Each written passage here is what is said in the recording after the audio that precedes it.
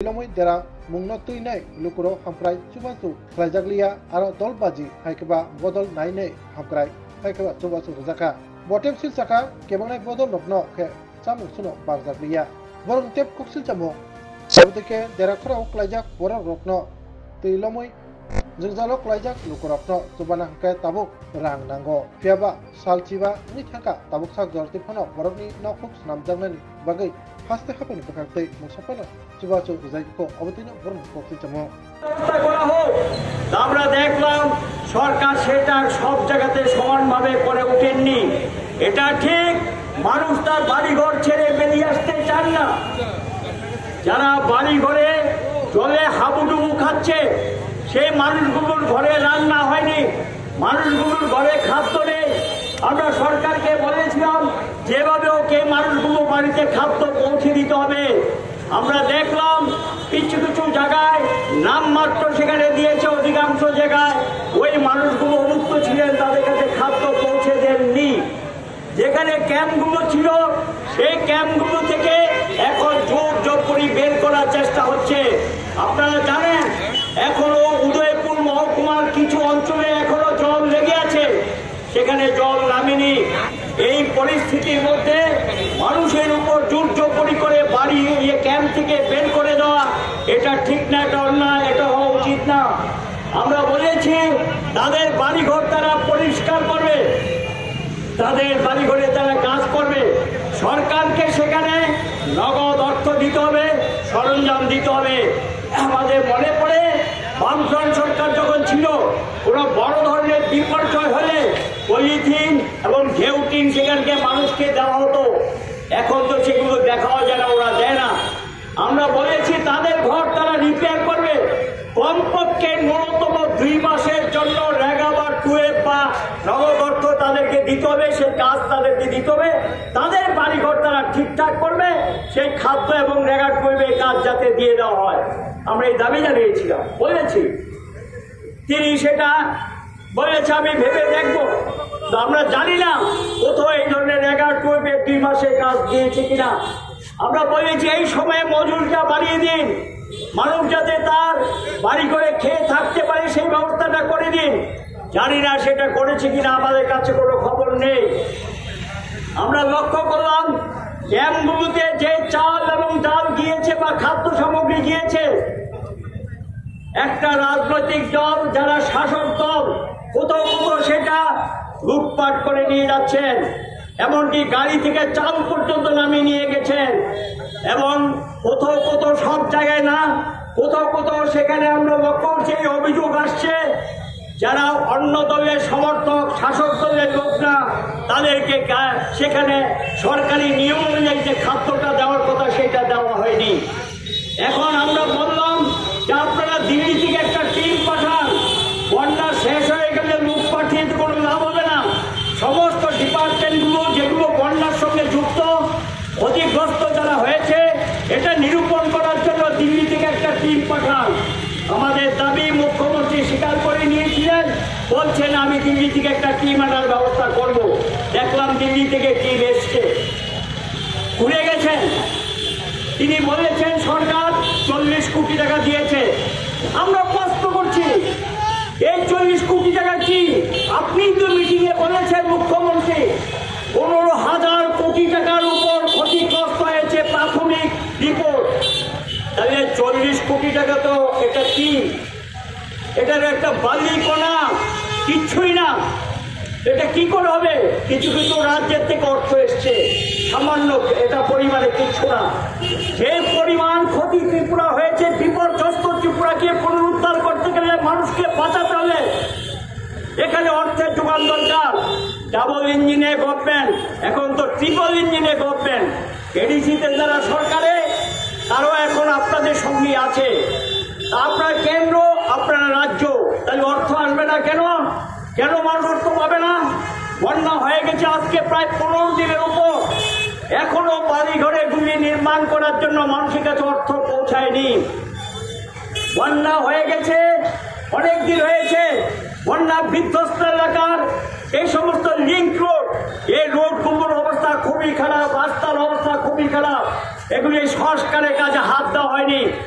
রিপোর্টে তিনি বলেছিলেন যে প্রায় 6 থেকে 700 জায়গাতে ল্যান্ডস্লাইড হয়েছে। সেই জায়গাগুলিতে যে ক্ষতিটা হয়েছে এটাকে নিরূপণ করে ক্ষতিপূরণ দেওয়া হবে। ল্যান্ডস্লাইডে ভূমি ধসে মানুষ মারাও গেছে। এবং সেখানে তিনি বলেছিলেন মুখ্যমন্ত্রী মিটিংয়ে যে ক্ষতিগ্রস্তদের মধ্যে প্রচুর সংখ্যক ব্রিজ এবং বক্স কালভার্ট নষ্ট হয়ে গেছে, রাস্তা ড্যামেজ হয়ে গেছে। তার জন্য যে অর্থ দেওয়ার কথা সেই অর্থ তো দেওয়া দরকার ছিল। এগুলি যাতে দ্রুত রিপেয়ার করা যায়, মেনটেনেন্স ওয়ার্কটা করা যায়, তার জন্য আমরা জানি না এই কাজে হাত দিয়েছেন কিনা। আমাদের ওই সমস্ত এলাকায় যদি গাড়ি চলাচল না করে, যানবাহন চলাচল না করে, চলাচলের উপযুক্ত রাস্তা যদি নির্মিত না হয়, মানুষকে অসুবিধায় পড়তে হবে। সেখানে কি করে খাদ্য পৌঁছাবে, কি করে নির্মাণ সামগ্রী যাবে? কাজে এই রাস্তাগুলি দ্রুততার সঙ্গে সেখানে রিপেয়ার করার ব্যবস্থা করতে হবে। জাতীয় সড়ক সহ যে সমস্ত সড়ক ক্ষতিগ্রস্ত হয়েছে সেগুলো পুনর্নির্মাণ করার জন্য কেন্দ্র এবং রাজ্যকে সেখানে বিশেষ টিম গঠন করে এগিয়ে আসতে হবে। রাস্তাগুলি দ্রুত পুনর্নির্মাণ করতে হবে, ব্যবহারের যোগ্য করে তোলার জন্য সরকারের কাছে আমরা দাবি জানিয়েছি। গোমতী জেলা, সিপাহীজলা জেলা, পশ্চিম জেলা মারাত্মকভাবে ক্ষতিগ্রস্ত হয়েছে এবং তার পাশাপাশি খোয়াই জেলা, ধলাই, ঊনকোটি এবং উত্তর জেলাও ক্ষতিগ্রস্ত হয়েছে। এই ক্ষতিগ্রস্ত মানুষের জন্য বন্যার বিপদের আশঙ্কা করে আমাদের সরকারি স্তরে বিভিন্ন দপ্তর আছে। ভয়াবহ প্রাকৃতিক বিপর্যয় হলে পর সেই বিপর্যয় মোকাবেলা করার জন্য সরকারি স্তরে অনেক দপ্তর আছে, কিন্তু আমাদের ত্রিপুরা রাজ্য সরকার এই প্রাকৃতিক বিপর্যয় থেকে মানুষকে রক্ষা করার জন্য যে দপ্তরগুলো আছে, প্রচন্ড বৃষ্টিপাতের একটা সম্ভাবনা আছে, এটা যেমন মানুষকে সতর্ক করেনি, সজাগ করেনি ত্রিপুরা সরকার, তার পাশাপাশি বিপর্যস্ত মানুষের পাশে দাঁড়াবার জন্য যে দপ্তরগুলো আছে এই দপ্তরগুলোকে যথাযথভাবে প্রস্তুত করতে ত্রিপুরা সরকার উদ্যোগ গ্রহণ করেনি। এর ফলে আমরা লক্ষ্য করেছি বন্যায় যারা ক্ষতিগ্রস্ত হয়েছেন সেই সমস্ত মানুষরা তারা দারুণভাবে বিপর্যস্ত যখন হয়েছেন, সরকারি সাহায্য সরকার তাদের পাশে খুব বেশি দাঁড়াতে পারেনি। সাধারণ মানুষ, বিভিন্ন স্বেচ্ছাসেবী সংগঠনগুলো তারা মানুষের পাশে যদি স্বতঃপ্রণোদিতভাবে স্বতঃস্ফূর্তভাবে না দাঁড়াতেন, তাহলে বন্যায় অনেক অনেক মানুষ ক্ষতিগ্রস্ত হয়ে যেতেন।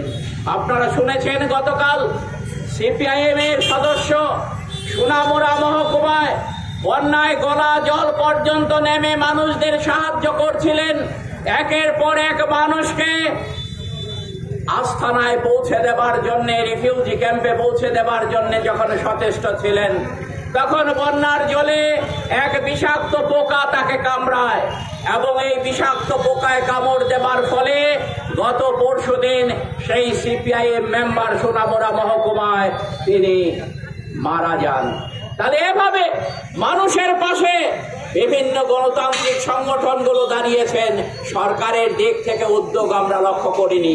আর এখনো বন্যার জল নেমে গেলে পরও এখনো বহু ত্রাণ শিবিরে মানুষেরা আছেন।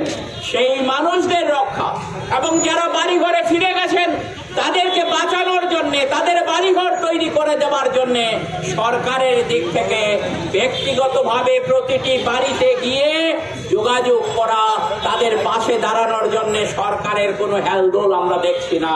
আর তার জন্যে সরকারকে সতর্ক করার জন্য, সজাগ করার জন্য পশ্চিম জেলায় জেলা প্রশাসনের যে প্রধান, জেলা শাসকের কাছে আজকে আমরা এসেছি। আমরা চাই অবিলম্বে সরকার এই ক্ষতিগ্রস্ত মানুষের পাশে দাঁড়াক। এই লক্ষ্য নিয়ে আমরা এখানে এসেছি। এখানে এই সভায় এখন আলোচনা করবেন সিপিআইএম রাজ্য সম্পাদক মণ্ডলী।